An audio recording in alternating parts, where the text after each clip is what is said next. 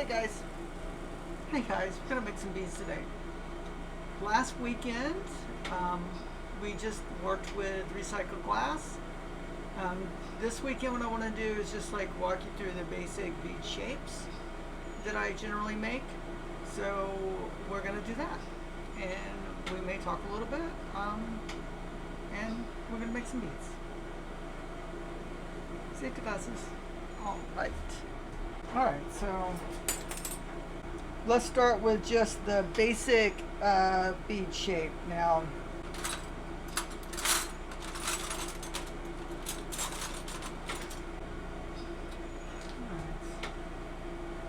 and we'll do this with green, and we're going to use my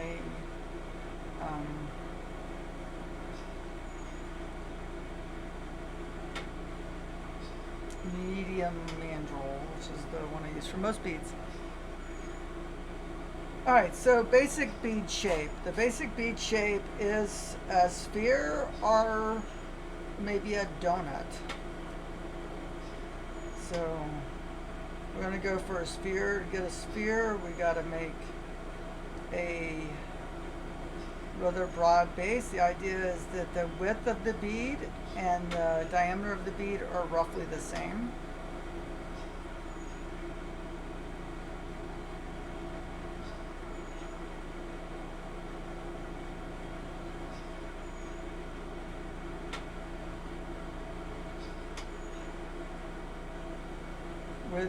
I don't make a lot of this shape bead because it's really difficult to get a good pucker on the bead when it's a sphere for me.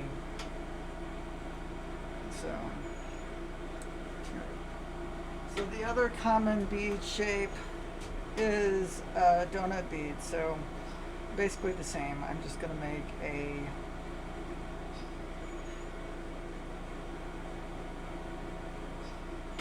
bead that has narrower than it is in diameter. The width of the bead is smaller than the diameter.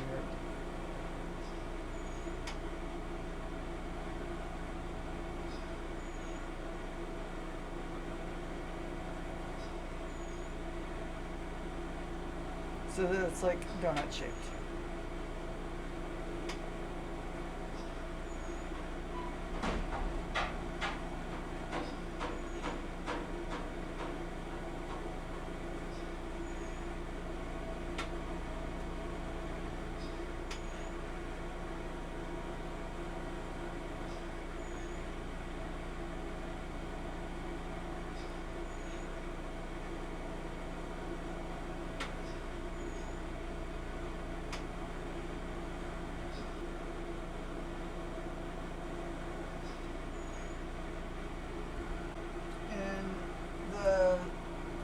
Donuts are something that I feel fairly confident in, like making several on the same mandrel.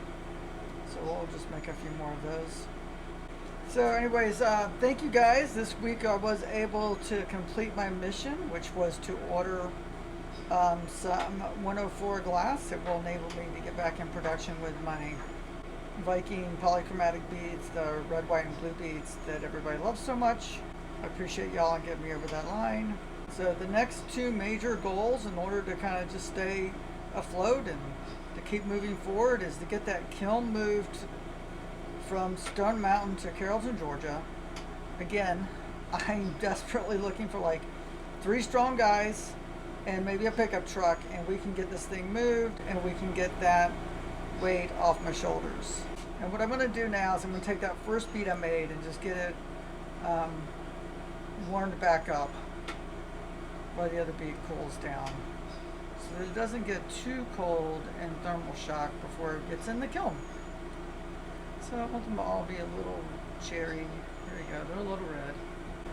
And then the other goal is to try and raise about need about 450 more in cells so that I can replenish my supply of silver findings, which will enable me to get stocked back up for gold. We're going to make a larger donut bead um, on this 1/4 inch mandrel, but it's the same thing. The diameter of the bead is going to be larger than the width of the bead. So I'm measuring the width from the length of the perforation. So that's the hole through the center of the bead. And then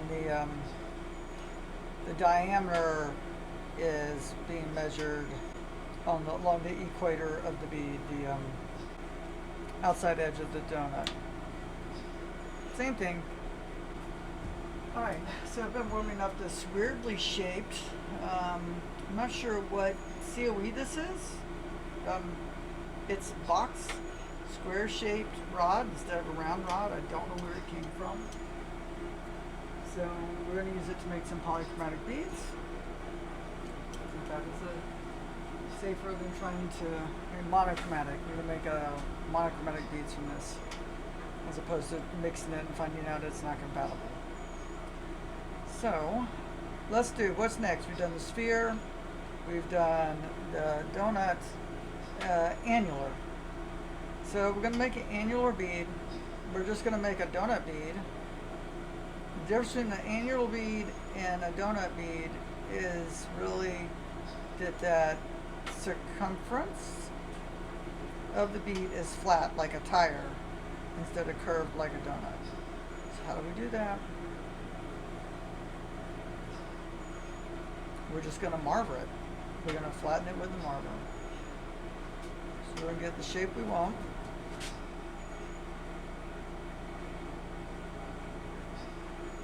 And then we're just going to marver it.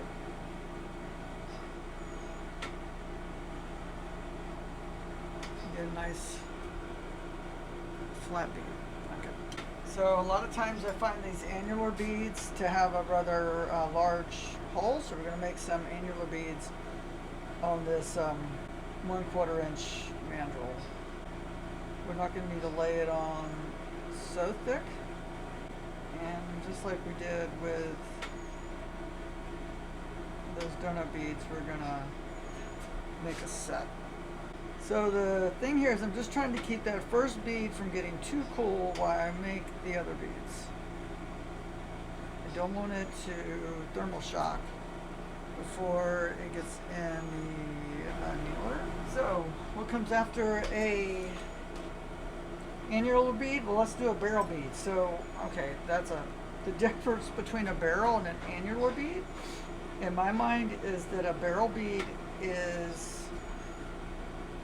like a spherical bead, that the width and the diameter of the bead are about the same. So it's just a little bit wider of an annular bead.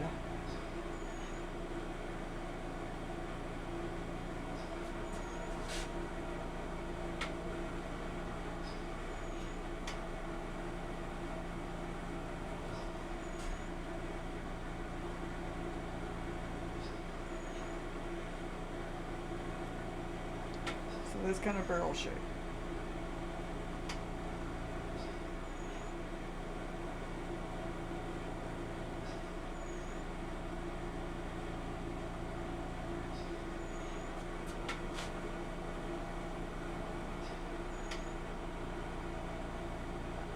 I try to remember that after I've marvered the bead, I want to take it back to the flame and heat it up some to kind of work out those tool marks left from the marver. Okay, we're going to step away from those marver beads. We're going to go back to this like basic bead shape. But this time what we're going to do is we're going to make spacer beads. So really to me, all a spacer bead is just a small annular or donut bead. Small donut beads. It's kind of hard to make a small annular bead, so we're just going to make little donuts, make bunches of them.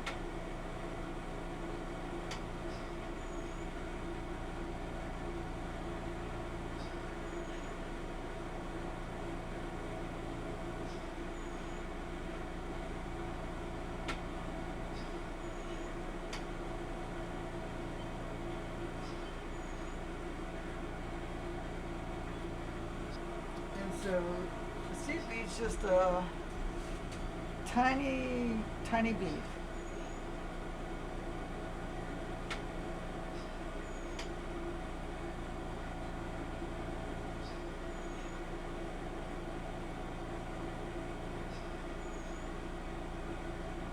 The mandrel here is so small that if I get the mandrel in the heat too long, the mandrel literally will just melt in half.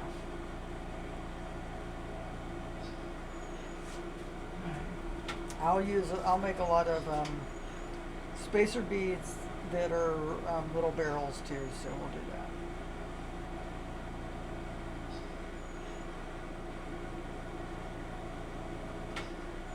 Now we're too close to that flame, we're getting too much air.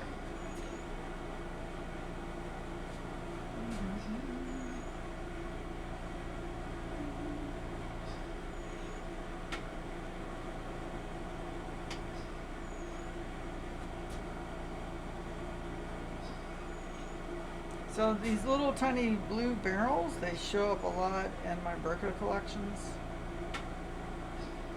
Birka. Again, I mispronounced everything, I'm sorry. There we go. So what if we make a really wide barrel bead? Well, then we've got a cylinder. So we're going to make a cylinder bead.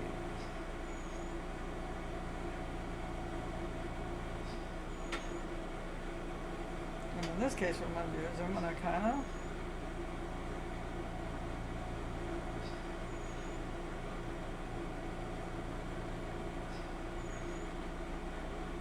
start out with a wide base. I like to thicken it up a little bit so that when I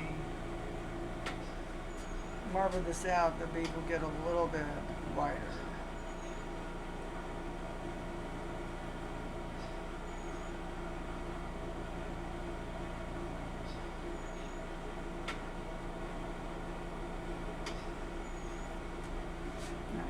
Cylinder. Okay, so if we can do a cylinder, then we can do a cone. If we can do a barrel, we can do a cone. So to make a cone, we're going to make a barrel or a cylinder.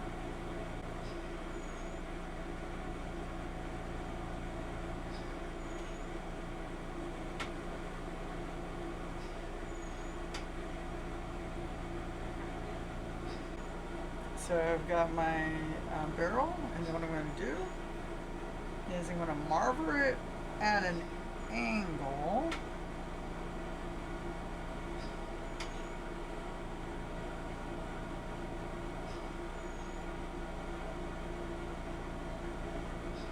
So I've made a cone.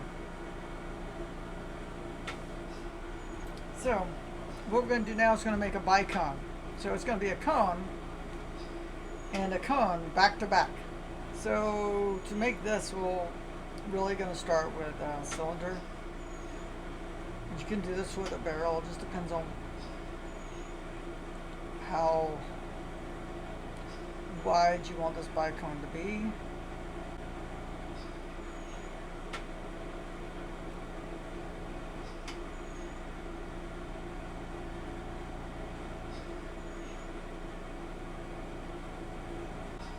So if you want to continue to help support us, you can support our video on our trip to England to present on Norse glass beads by donating to my GoFundMe, which is meant to pay for the expenses of that trip. If you do that, you'll get rewards at different levels of contribution, and you'll get your name mentioned at the end of that series of videos and in the blog. Here we go. We're going to make, basically, we're going to marble it in both ends to get this cone shape. It's a bicone. There's two cones back to back. This little nubbin's getting kind of small. Alright. So let's see. You can also donate on the blog. on my Lykania.com. And then you can go to my Etsy or my website and purchase there.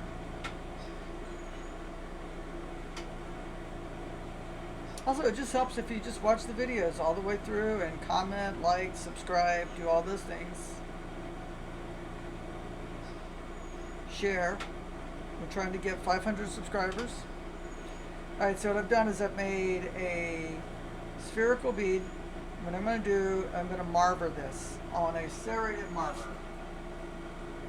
So it's got little grooves in it. This one is a heat sink from a computer, and what we're going to do is we're going to roll this way across the marver while it's hot, and it's going to put these little grooves into my bead, and we're going to make a melon bead.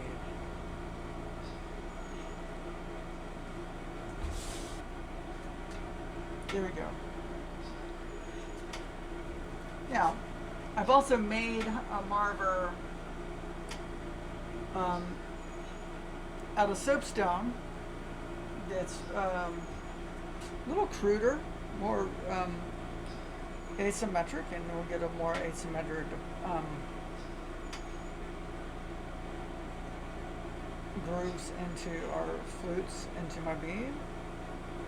And the other way of doing this is just doing it by hand. And these are not the only ways of doing this, these are just the ways I commonly do it. So I can do this with a knife blade. I've got this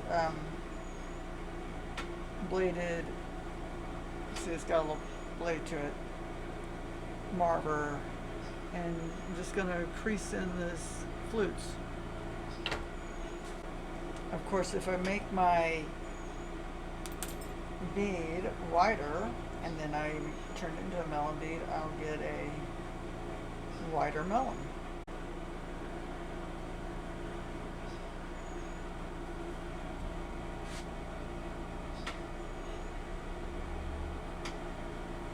So I've got a cylinder here. I'm going to run my cylinder across my marver, and then I'm going to get this interesting melon bead. Okay, so another thing that I have seen are these little melon beads. They look more like cogs. So the way I kind of get that look is I'm going to make a really narrow bead. And then I'm going to do the same thing. I'm going to run it across the marver. And it's just going to make the bead on edge look kind of like a cog. So we're going to make a bunch of those since I got extra room on this.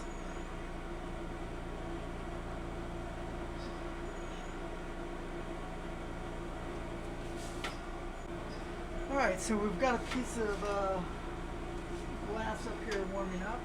Alright, so the other thing I make a lot of are serrated beads. So the two ways I do this is either by running these across the marver, like I did the serrated marver, like I do the melon beads,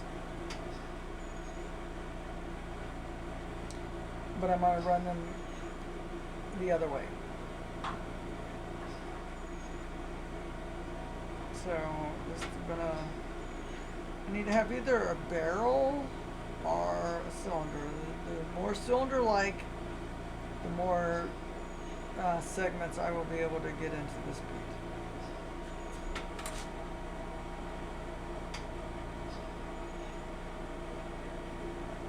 So I'm going to do this way. We're going to run it this way.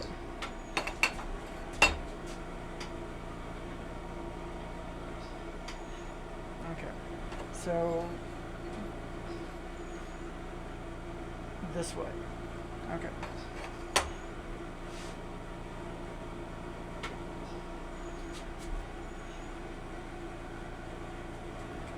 So another way I make these is I make the segments with a knife. I'm going to wax my knife. Just make it move through the glass a little easier without sticking to the glass. I'm using a beeswax, and I'm just warming up the knife a little bit so I can get it to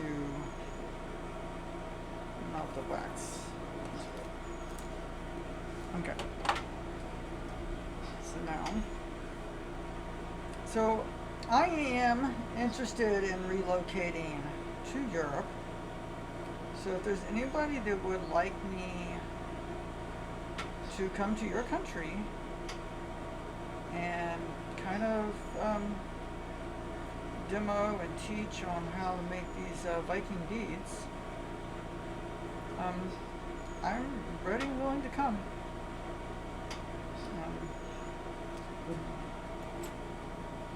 So, you know, got a museum, got a historic site, you got a tourist attraction, you think you got space for me, I'm interested. Okay, so what I'm going to do is I'm going to warm this up and I'm going to run it across the blade. Nope.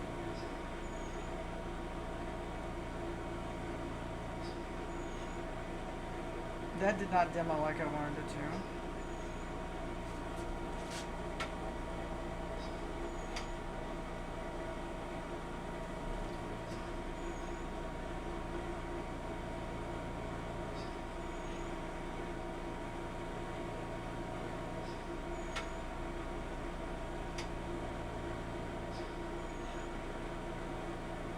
And I'm just manually putting in the serration. The thing I like about the knife is I can get a very deep serration. The thing I don't like about the knife is that it's hard to get them evenly spaced.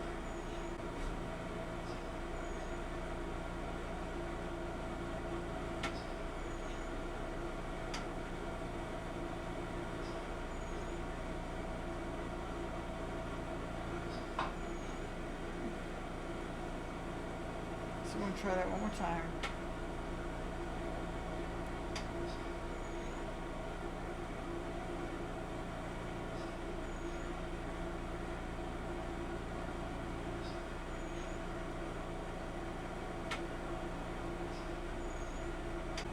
Now there's a couple of beads I've seen where there's a really thick bead in the center and a really thin bead on each side. It's a serrated bead, so I think the only way to do that, and I know of, is to do that with the knife, or to have a very specific marver made.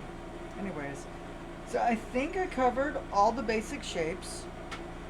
The last thing I'm going to do here is I'm going to try and make a more true melon bead. So when I make a larger melon bead, I really want the detail of the flutes to wrap around the bead well.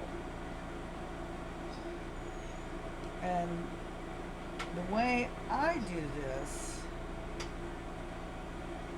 is to kind of blend the technique I use for a cone, a bicone, and the technique I use for a melon. And I know there's other ways of doing this, but I like making a lot of beads quickly. And this seems to work. So what I'm going to do is I'm going to run it through the marver at an angle.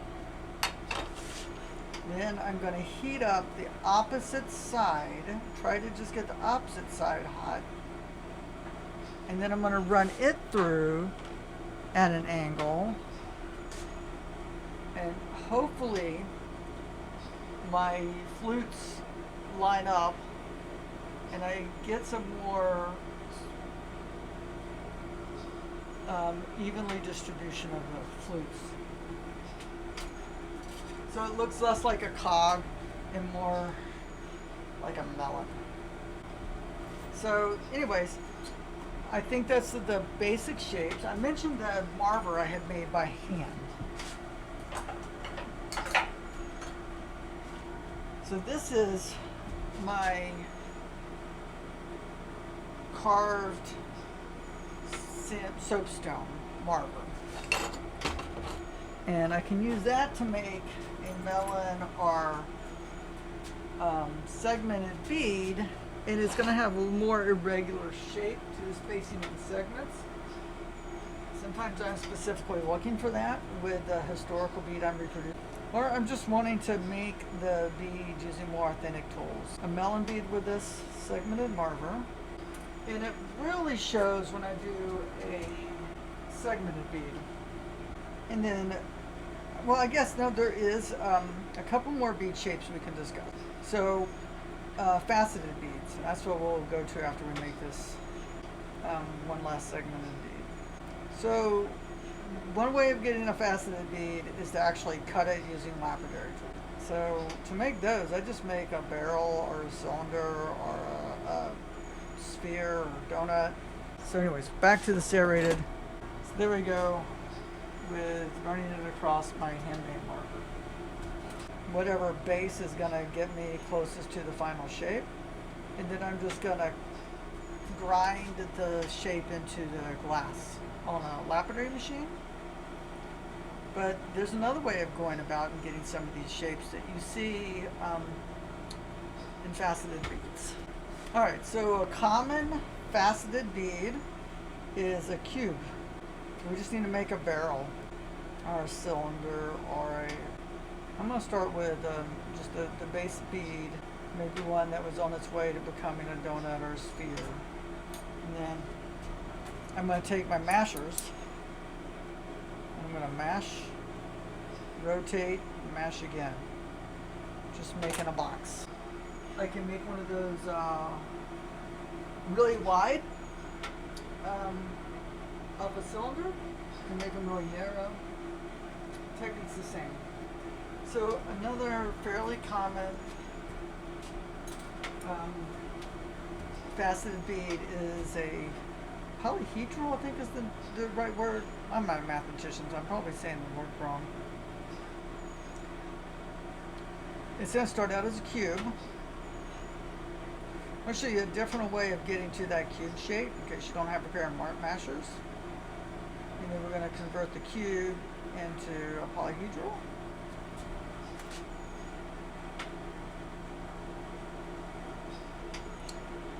Alright. So I've made my little barrel. And what I'm going to do is I'm going to take my marver and another marver, and I'm going to just use them to make an impromptu masher. So now what I want to do is I want to press on each of the corners to give it more complex faceted shape. These turn out really well with a lapidary machine. But it doesn't look like all of the historical finds were made with a lapidary machine, so I think this is a valid way of doing them. Okay, one more faceted type that I see is like a cube, but instead of 4 sides, it's got more than 4 sides. It make it the same way.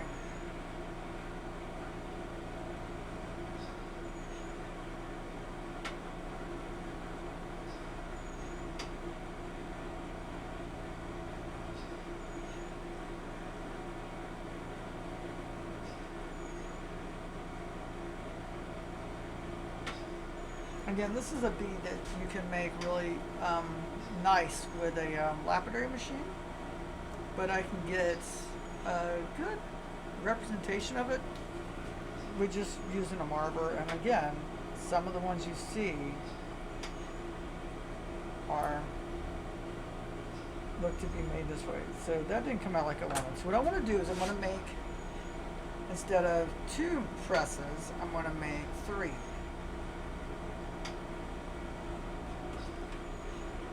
So rotate not as much, rotate but not as much. And I should get like 3 little, more than 4 sides. That's the idea. I burnt that glass a little bit, I think. Let's do that one more time. Well, let's try a different way of putting in the facets. We got to get this bead release. Dried out. So what I'm going to do now is I'm just going to press one side at a time.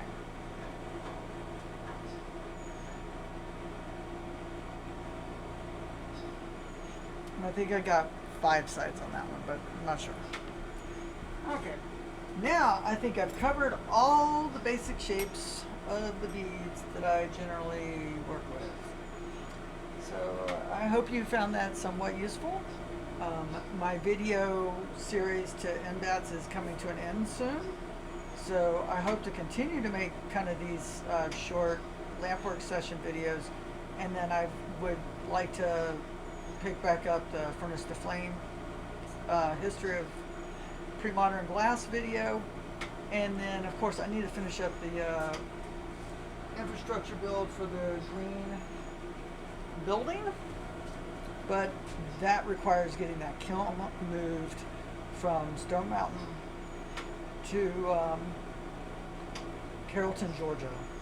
Thanks for watching, guys, and hope to see you again. Thank you.